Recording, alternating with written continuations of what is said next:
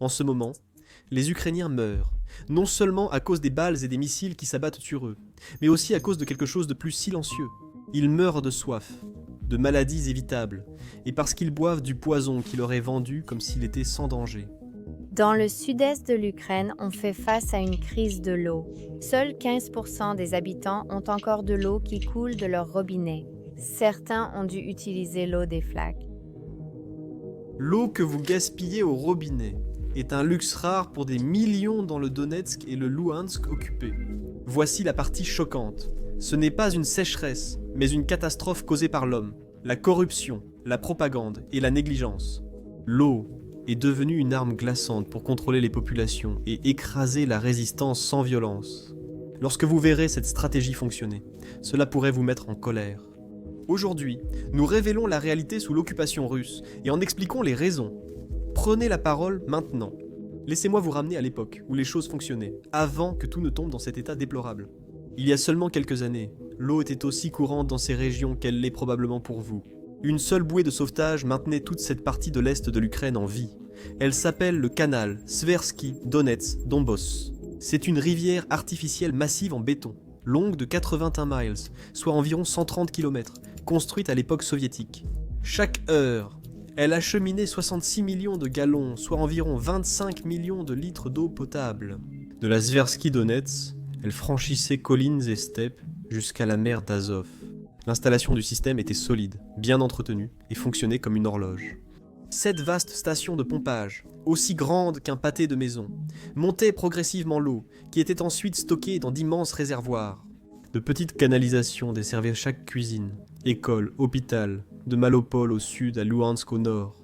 Il suffisait de tourner un robinet, et l'eau en sortait claire, froide et régulière, à toute heure du jour ou de la nuit. À l'époque, personne ne faisait de vidéo pour remercier le canal. Personne n'en avait besoin. Puis, il y a eu février 2022. Les troupes et l'artillerie russes ont traversé ce canal dès les toutes premières semaines de l'invasion à grande échelle. À partir de là, ce n'était plus qu'une succession de catastrophes. Les obus ont d'abord percé ces murs en béton, puis les explosions ont détruit les centrales électriques alimentant les pompes. En avril, le débit avait déjà chuté de plus de moitié. À la fin de l'été, le canal survivait à peine. Aujourd'hui, les ingénieurs qui continuent de surveiller ces choses à distance disent que le canal transporte environ 12 à 15% de ce qu'il transportait autrefois. C'est ça, 12%, alors que la population n'a pas baissé de 85%. Pas besoin d'être un génie en maths pour voir que cette équation est déséquilibrée. Il y a un besoin à combler, et ce vide n'est certainement pas comblé par des canalisations et des systèmes efficaces, alors il l'est par des camions-citernes et des dos humains. Dans toute ville habitée entre 7h et 10h, observez le nouveau rituel quotidien. Un vieux camion vert cabossé avec une citerne rouillée s'arrête au coin de la rue. Un soldat ou un policier local s'appuie contre la cabine, tenant un fusil, principalement pour éviter les disputes en quelques minutes. La file d'attente s'étend sur 2 à 3 pâtés de maison. Les gens amènent tout ce qu'ils peuvent. Bidons de 20 litres vieux, récipients d'huile, bouteilles de soda de 5 litres, même des casseroles attachées avec de la ficelle. En bref, s'ils peuvent y mettre de l'eau, ils l'apportent pour profiter au maximum. Les enfants, petits et rapides, se faufilent entre les adultes pour rejoindre la file d'attente. Le chauffeur monte, tourne une vanne, et de l'eau brune jaillit pendant exactement 45 minutes. La vanne se ferme brusquement, et le camion repart vers l'arrêt suivant, souvent celui où une enveloppe a été discrètement donnée au chauffeur la veille. Peut-être 60 litres par famille les bons jours, pour boire, cuisiner, laver le linge, tirer la chasse d'eau une fois, ou essuyer le visage d'un enfant. 60 litres pour toute une famille. C'est censé durer 3, 4, parfois 5 jours, dans un environnement sans contrainte. Nous consommons 60 litres avant midi, mais ces familles économisent cette quantité toute la semaine et limitent la chasse d'eau au strict nécessaire. Ils lavent leurs vêtements seulement quand ils sentent trop mauvais. Ils font bouillir la même casserole d'eau 3 fois, d'abord pour le café ou le thé, ensuite pour cuire des macaronis, puis pour nettoyer le sol. Comme on peut s'y attendre, les maladies commencent à proliférer dans ces environnements. Une éruption cutanée s'est propagée comme une traînée de poudre. Les médecins ont discrètement déclaré que des cas de gale et d'impétigo, des maladies que la plupart des Européens avaient oubliées depuis des décennies, sont de retour en force. Dès le début, lorsque le canal s'est réduit à un mince filet, les autorités occupantes ont commencé à promouvoir une solution choquante. Ils ont dit aux habitants de boire de l'eau pompée directement des mines de charbon abandonnées. À la télévision russe, cela a été présenté comme héroïque, mais c'était en fait un pari risqué du Kremlin. Des experts ont signalé la toxicité de cette eau de mine. Elle contient des métaux lourds, des sulfates et des résidus chimiques infiltrés dans les puits depuis des décennies. Les familles qui l'ont essayé ont signalé un goût amer, une couleur trouble et des maux d'estomac. Les médecins ont discrètement expliqué qu'une exposition prolongée peut endommager les organes, affaiblir l'immunité et augmenter le risque de cancer. Le danger ne concerne pas que les personnes. L'eau polluée des mines s'infiltre, empoisonne cultures, bétail et contamine les nappes phréatiques destinées aux générations futures. Ce que l'occupation de Poutine présente comme une bouée de sauvetage est en réalité une autre arme qui transforme la survie elle-même en une épreuve lente et dangereuse. Nous en discuterons bientôt. Le désespoir des habitants s'aggrave. L'hiver dernier, à Yenakievo, il a fait moins 22 degrés Celsius durant 2 semaines, et aucun camion-citerne n'est venu pendant 11 jours sans alternative. Les gens ramenèrent de la neige dans des sacs en plastique, la faisaient fondre sur des réchauds à gaz, puis sur des feux de bois dans la cour lorsque la pression du gaz a elle aussi chuté. Apparemment, une grand-mère a enregistré un message vocal pour sa fille à Kiev. « J'ai 74 ans, et je suis dehors la nuit à chercher de la neige propre. Je n'aurais jamais pensé que c'est ainsi que je passerais mes derniers hivers. » La télévision russe a diffusé la même semaine un reportage vantant comment les habitants du Donbass surmontaient héroïquement le blocus de l'eau imposé par le régime de Kiev. Ils ont négligé de préciser que le blocus est imposé par des soldats en uniforme russe. La crise de l'eau persiste simplement à cause de la corruption. Les responsables de Poutine et les dirigeants soutenus par le Kremlin à Donetsk et Luhansk ont transformé l'argent destiné aux réparations en leurs propres distributeurs automatiques. Les fonds destinés à réparer les stations de pompage, reconstruire les réservoirs et remplacer les canalisations sont détournés via de faux contrats, des budgets gonflés et des sociétés fictives. Des journalistes en exil ont tracé l'argent et découvert plus de 28 milliards de roubles.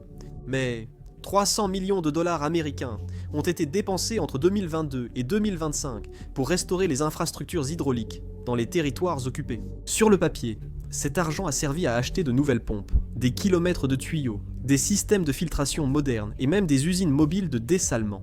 Certaines villes n'ont jamais reçu de nouveaux tuyaux, illustrant le vrai fonctionnement du système. En août 2023, les autorités d'occupation ont organisé une cérémonie pour la prétendue reconstruction d'une station d'eau près de Donetsk. Le vice-ministre est arrivé de Moscou en avion. Un ruban, des ciseaux, des applaudissements et des caméras étaient présents. La télévision d'État montrait des filtres lumineux filtrant de l'eau. Le lendemain, les habitants n'ont eu que de l'air en ouvrant leur robinet. Les filtres vus à la télévision avaient été prêtés par une usine de Rostov, transportés en camion pour le tournage, puis restitués. Cette même nuit, le vrai bâtiment reste toujours vide, occupé seulement par des pigeons. Les 18 milliards de roubles destinés au projet ont disparu dans des entreprises appartenant au neveu du vice-ministre et à la belle-sœur du chef de la police locale. Des histoires similaires se répètent de Louhansk à la côte d'Azov. Les entrepreneurs facturent 400 tonnes de tuyaux, mais n'en livrent que 38. Le reste était vendu au marché noir et l'entrepreneur touche quand même une prime pour soi-disant achèvement anticipé. Les habitants disent « tuyau d'air ». Le terme persiste, car la vérité était connue. L'argent circule, pas l'eau. Mais il ne s'agit pas de quelques brebis galeuses, c'est le système lui-même. Les contrats sont attribués aux proches, les budgets triplés, les fournitures volées, revendues ou offertes aux milices en récompense. Même les camions-citernes, dernier recours, sont corrompus. On ordonne aux chauffeurs de ne livrer l'eau qu'aux quartiers loyaux.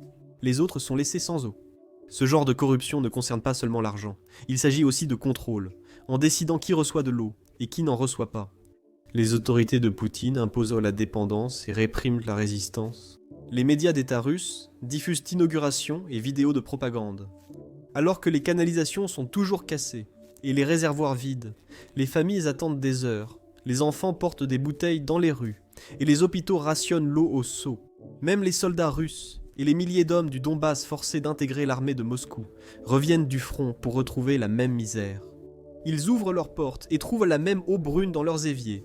Ils font la même longue queue avec des bidons en plastique en attendant les mêmes camions-citernes qui pourraient ne jamais arriver. Leurs enfants ont les mêmes éruptions. Leurs femmes font bouillir la même eau trouble des anciennes mines. Et leurs mères enregistrent les mêmes vidéos tremblantes de supplication. Le Kremlin répète qu'il est là pour protéger le peuple russe. Le poison dans les canalisations ne fait pas de distinction selon vos votes ou votre drapeau. Il affecte tous. Il raconte ainsi son histoire à chaque robinet asséché, d'où la persistance de la crise. Ce n'est pas seulement les dégâts de la guerre, c'est une mauvaise gestion délibérée. Les fonds servent à enrichir les élites et accroître le contrôle, sans résoudre les problèmes. La reconstruction attendue est devenue un outil pour maintenir les communautés faibles, divisées et désespérées. Fin 2025, la colère monte. Des habitants de Donetsk adressent des pétitions à Poutine pour demander de l'aide. Après des heures de queue pour 2 petites bouteilles chacun, ils retrouvent l'eau sale, et quand elle arrive enfin, elle est rarement potable. Elle est souvent brune, malodorante et dangereuse. Le Donbass repose sur d'anciennes mines de charbon. Au début de la guerre, de nombreuses mines ont fermé, et les pompes empêchant l'eau d'entrer ont cessé de fonctionner. Pour économiser ou faute d'accès après l'arrêt des pompes, les mines se sont remplies d'eau. L'eau mélangée au charbon et à l'air crée de l'acide. Cet acide ronge le métal et la roche, entraînant du fer, de l'aluminium, du manganèse et des sulfates dans le courant. Parfois, elle apporte de l'arsenic ou des traces radioactives de couches profondes. Le poison se propage dans les rivières et s'infiltre dans les nappes phréatiques, contaminant ainsi les sources vitales des populations. Il y a une mine que personne ne veut nommer devant la caméra. La mine Yuni Kumanar à Yenakaiva. En 1979, les soviétiques ont fait exploser un engin nucléaire sous terre ici pour stimuler les veines de charbon, une expérience vite abandonnée. Pendant des décennies, des pompes ont contenu l'eau radioactive, mais elles se sont arrêtées en 2022. Les experts qui surveillent encore la radioactivité affirment qu'au printemps 2026, les eaux contaminées atteindront les sources d'eau potable de la moitié de l'oblast de Donetsk. Moscou a classé tous les documents. Les habitants appellent simplement l'année à venir l'année sale. Et le Yuni Kominar n'est que l'exemple le plus effrayant. Dans tout le Donbass, l'eau polluée réapparaît dans les rivières et puis dès début 2025. La rivière Kalmius, autrefois essentielle à Donetsk, affichait des niveaux de sel 4 fois plus élevés qu'avant la guerre. Par endroits, des métaux lourds atteignent des niveaux 20 à 40 fois supérieurs aux normes près de Toretsk. Le méthane des eaux souterraines est si concentré que les gens voient des flammes bleues en approchant un briquet du robinet. Dans ces régions, des médecins paniqués signalent des enfants avec des brûlures chimiques après la baignade. Dans une clinique, un avertissement manuscrit sur le miroir de la salle de bain indique « Ne vous lavez pas le visage ici, l'eau abîme la peau ». Les hôpitaux souffrent particulièrement, nécessitant beaucoup d'eau propre pour stériliser, laver les plaies et maintenir les patients. Quand seule une eau brune et métallique est disponible, les médecins doivent choisir entre annuler les opérations ou risquer une infection. C'est peut-être pour cela que les taux d'infection après les opérations ont triplé dans certains endroits, a confié un chirurgien de Orlivka à un ami via une application chiffrée. Nous vivons comme pendant la Seconde Guerre mondiale, mais avec des smartphones. Moscou n'a pas réparé l'eau, mais a corrigé la paperasse face à ces conditions déplorables. Les médecins n'avaient pas le droit d'indiquer infection liée à l'eau sur les formulaires médicaux. La nouvelle expression officielle est « trouble intestinal saisonnier ». Les chiffres paraissent meilleurs, mais en réalité les patients s'aggravent. En octobre, les responsables alertaient alors que les infections augmentaient, faisant de la crise une bombe environnementale à retardement. L'eau est aussi devenue une arme, si un quartier montre le moindre signe de résistance. Peut-être que quelqu'un a peint un drapeau ukrainien sur un mur, ou que trop de personnes ont refusé les passeports russes. Les camions-citernes tombent soudain en panne, et ces soucis mécaniques persistent des semaines.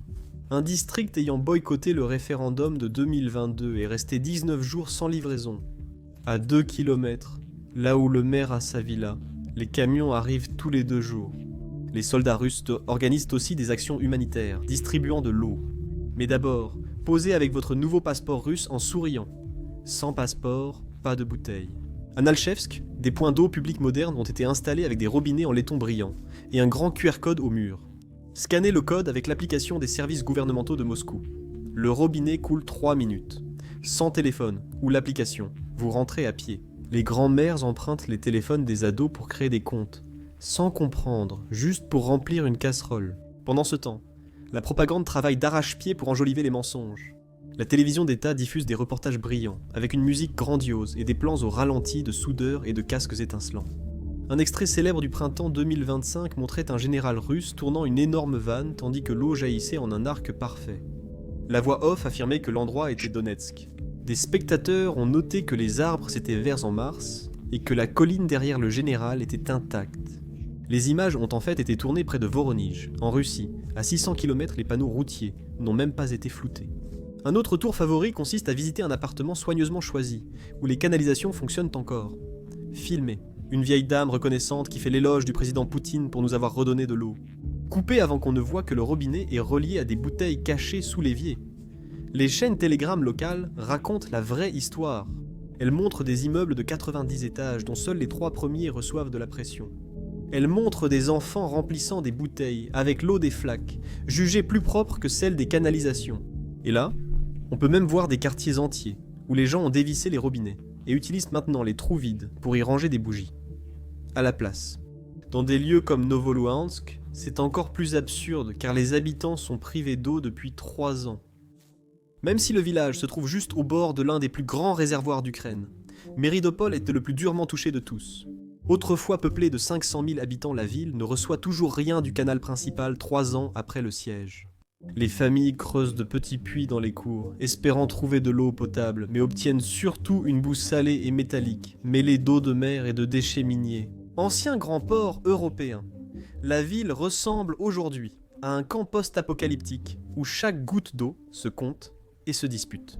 Si vous pensez que Métopole est le pire, le Kremlin a réussi à rendre la situation encore plus absurde. La blague la plus sombre se déroule à 1000 km au sud, en Crimée, le premier territoire que la Russie avait promis de transformer en terre d'abondance après 2014. 11 ans plus tard, la péninsule s'assèche. L'Ukraine a fermé le canal de Crimée du Nord et toutes les grandes promesses de Moscou sur de nouveaux réservoirs, usines de dessalement et puits se sont évaporées dans des budgets envolés. D'ici fin 2025, des villes comme Alushta pourraient n'avoir que 3 mois d'eau, ce qui met les gens en colère. Les mêmes camions militaires qui transportaient autrefois des missiles descendent maintenant de Rostov avec de l'eau potable. De l'eau pompée dans les lacs en baisse de Crimée, car la région n'a plus rien à offrir. Elle est ensuite envoyée dans le Donbass à l'est pour que la télévision d'État filme une remise organisée, ajoute une musique émouvante et parle d'amour fraternel. En Crimée-Chkan, les familles observent en silence les convois s'éloigner, en tirant une seule conclusion logique. Moscou vide une région occupée mourante simplement pour organiser une séance photo héroïque dans une autre.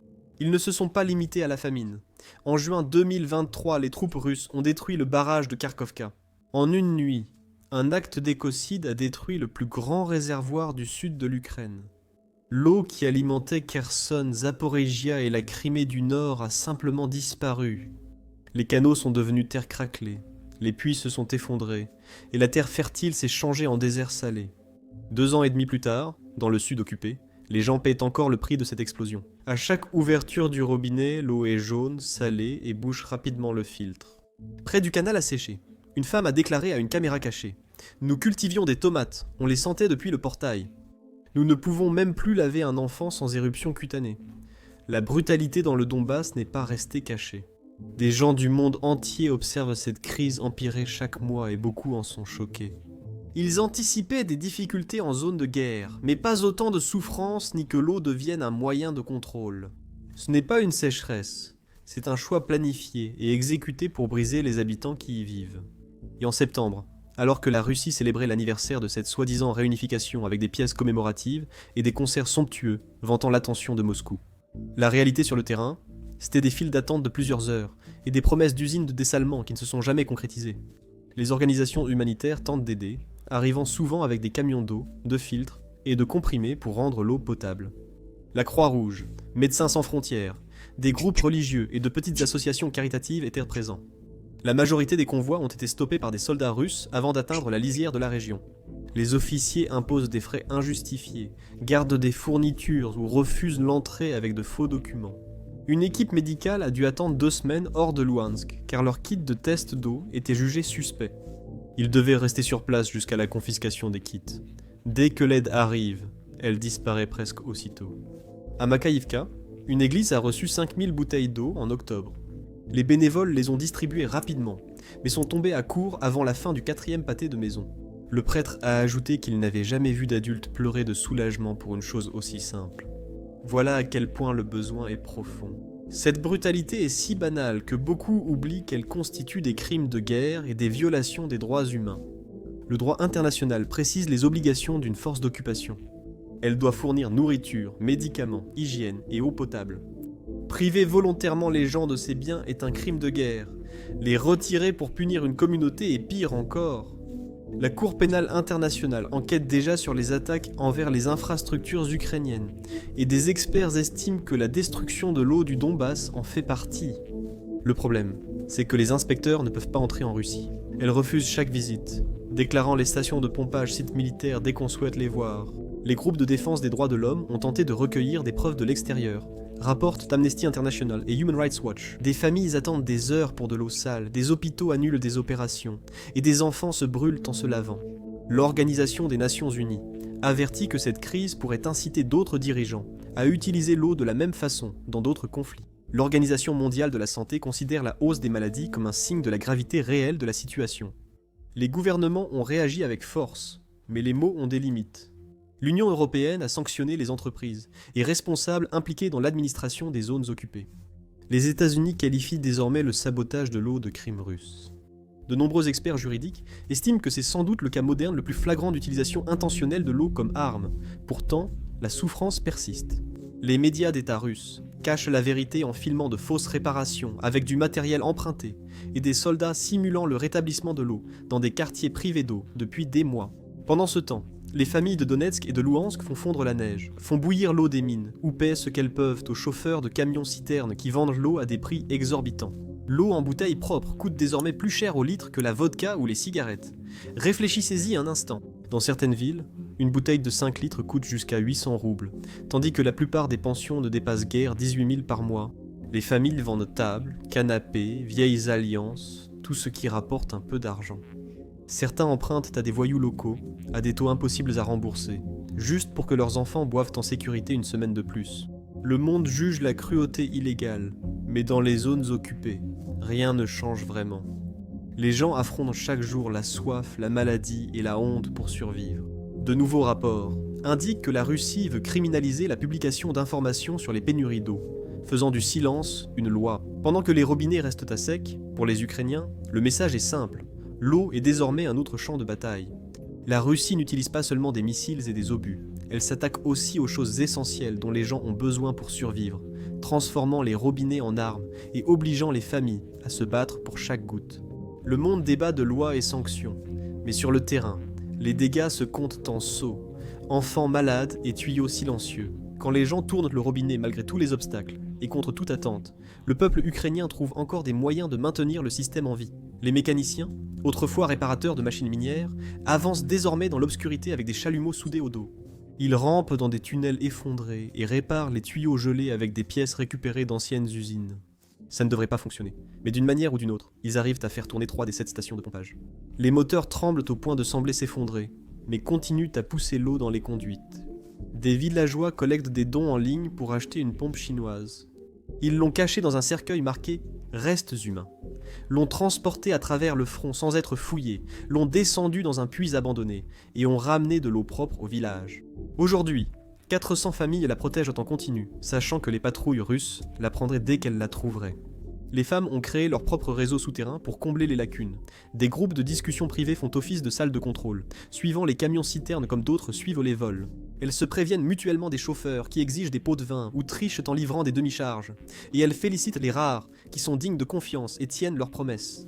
Elles forment aussi de longues chaînes d'entraide pour monter les seaux dans les escaliers et éviter aux résidents âgés de porter seuls l'eau. Dans certaines villes, la personne la plus influente n'est pas le maire, envoyé de Moscou. C'est la femme qui sait quel camion arrivera demain, car elle a aidé l'enfant malade d'un chauffeur ou préparé un gâteau pour sa femme. Si tout cela vous semble accablant, eh bien, c'est parce que ça l'est. Mais les gens qui vivent ici n'ont pas le luxe d'être dépassés. Ils gèrent ce qui se présente à eux, puis passent au problème suivant. Cette résilience est la seule chose stable qui reste. Ce qui est triste, c'est que les enfants grandissent en croyant que la vie doit être ainsi.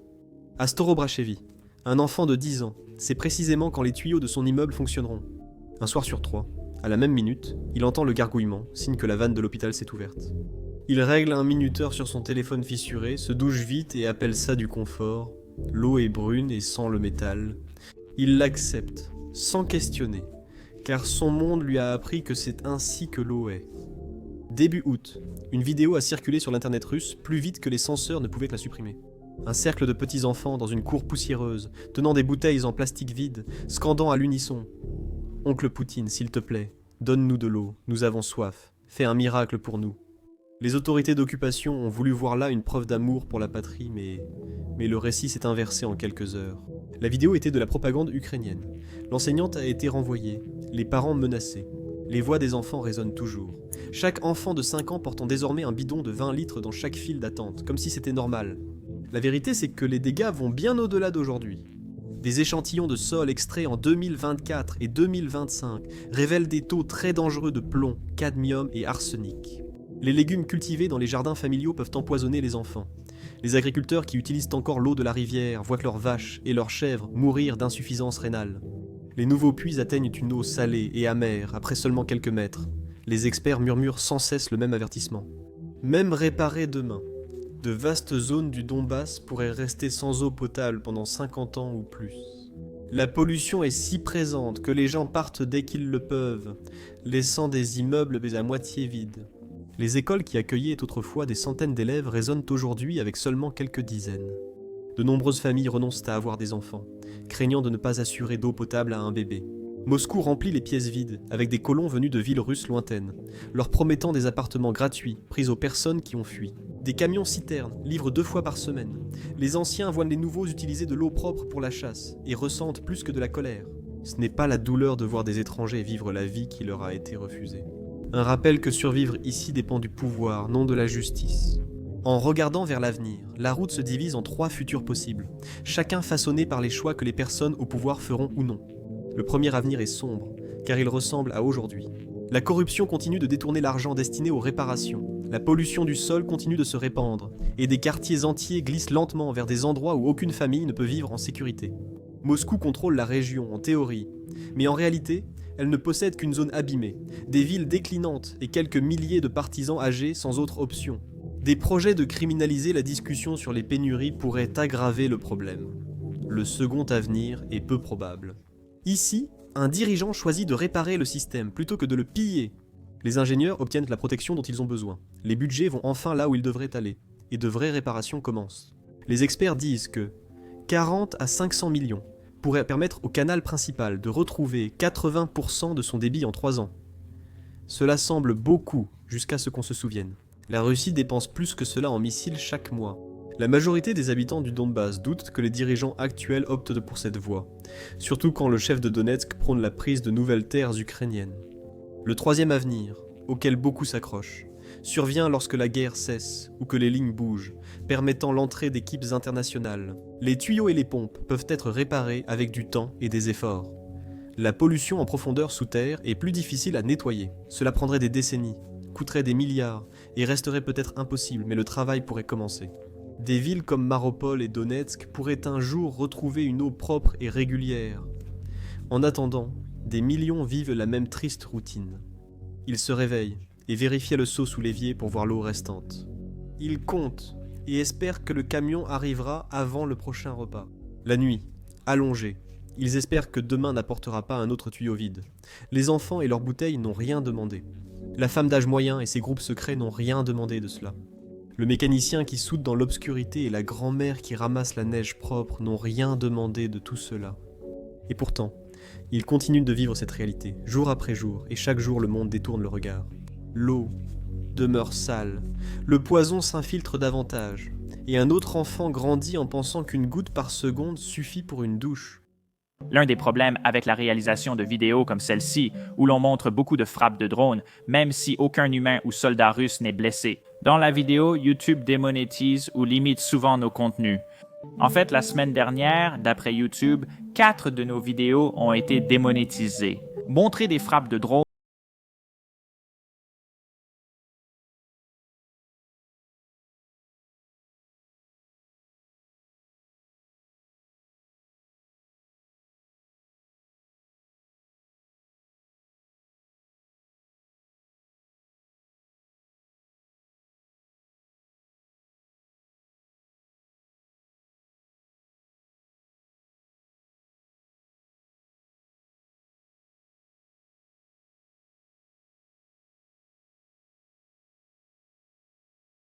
si les annonceurs n'approuvent pas notre contenu.